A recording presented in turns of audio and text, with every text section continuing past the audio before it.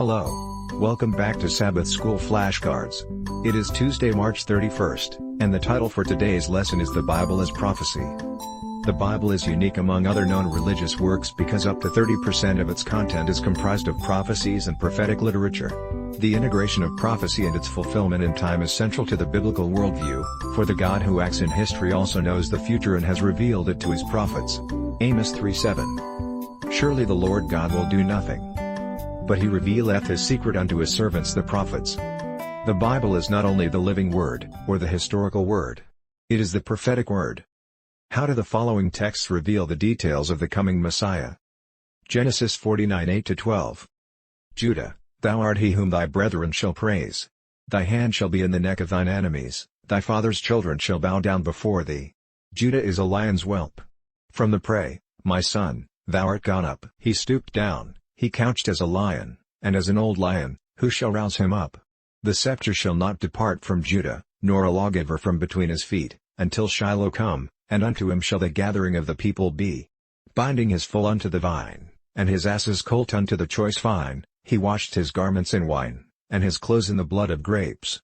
His eyes shall be red with wine, and his teeth white with milk. Psalm 22:12-18.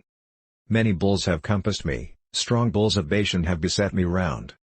They gaped upon me with their mouths, as a ravening and a roaring lion. I am poured out like water, and all my bones are out of joint, my heart is like wax, it is melted in the midst of my bowels. My strength is dried up like a potsherd, and my tongue cleaveth to my jaws, and thou hast brought me into the dust of death. For dogs have compassed me, the assembly of the wicked have enclosed me, they pierced my hands and my feet. I may tell all my bones, they look and stare upon me. They part my garments among them, and cast lots upon my vesture. Isaiah 53:3-7. He is despised and rejected of men, a man of sorrows, and acquainted with grief. And we hid as it were our faces from him. He was despised, and we esteemed him not. Surely he hath borne our griefs, and carried our sorrows. Yet we did esteem him stricken, smitten of God, and afflicted. But he was wounded for our transgressions, he was bruised for our iniquities. The chastisement of our peace was upon him, and with his stripes, we are healed. All we like sheep have gone astray, we have turned every one to his own way, and the Lord hath laid on him the iniquity of us all. He was oppressed, and he was afflicted, yet he opened not his mouth. He is brought as a lamb to the slaughter, and as a sheep, before her shearers is dumb, so he openeth not his mouth. Daniel 9:24. 70 weeks are determined upon thy people and upon thy holy city, to finish the transgression, and to make an end of sins, and to make reconciliation for iniquity, and to bring in everlasting righteousness, and to seal up the vision and prophecy, and to anoint the most holy. Micah 5:2. But thou, Bethlehem Ephratah, though thou be little among the thousands of Judah, yet out of thee shall he come forth unto me that is to be ruler in Israel, whose goings forth have been from of old, from everlasting. Malachi 3:1. Behold, I will send my messenger, and he shall prepare the way before me. And the Lord, whom ye seek, shall suddenly come to his temple, even the messenger of the covenant, whom ye delight in. Behold, he shall come, saith the Lord of hosts.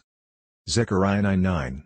Rejoice greatly, O daughter of Zion, shout, O daughter of Jerusalem. Behold, thy king cometh unto thee. He is just, and having salvation, lowly, and riding upon an ass, and upon a colt the foal of an ass.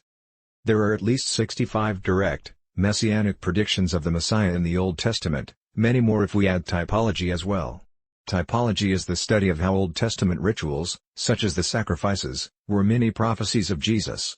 These prophecies relate to such specific details as the scepter shall not depart from Judah, Genesis 49:10, that he would be born in Bethlehem in Judah, Micah 5:2, that he would be despised and rejected of men, beaten, falsely accused, yet not open his mouth to defend himself, Isaiah 53:3-7, that his hands and feet would be pierced, and that they would divide his clothes among them, Psalm 22:12-18. The fact that these prophecies of the Old Testament were fulfilled with such precision in the life, death, and resurrection of Jesus testifies to their divine inspiration and revelation.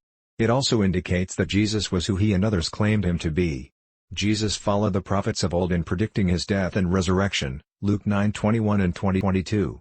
And he straitly charged them, and commanded them to tell no man that thing, saying, The Son of Man must suffer many things, and be rejected of the elders and chief priests and scribes, and be slain, and be raised the third day. Matthew 17:22 and 23. And while they abode in Galilee, Jesus said unto them, The Son of Man shall be betrayed into the hands of men. And they shall kill him, and the third day he shall be raised again. And they were exceeding sorry. The fall of Jerusalem, Matthew 24:1 and 2. And Jesus went out, and departed from the temple, and his disciples came to him for to show him the buildings of the temple. And Jesus said unto them, See ye not all these things? Verily I say unto you, there shall not be left here one stone upon another, that shall not be thrown down. And his second coming, John 14:1-3. Let not your heart be troubled. Ye believe in God, believe also in me.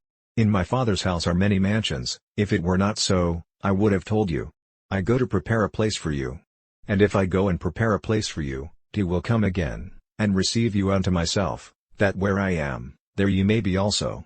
Thus, the incarnation, death, and resurrection are predicted by the Bible, and their fulfillment ensures its reliability. What are all the reasons you can think of for your belief in Jesus and his death for us? Share them in class on Sabbath and, in class, ask the question. Why is the evidence so compelling? This is Witness Glenn. Have a blessed day.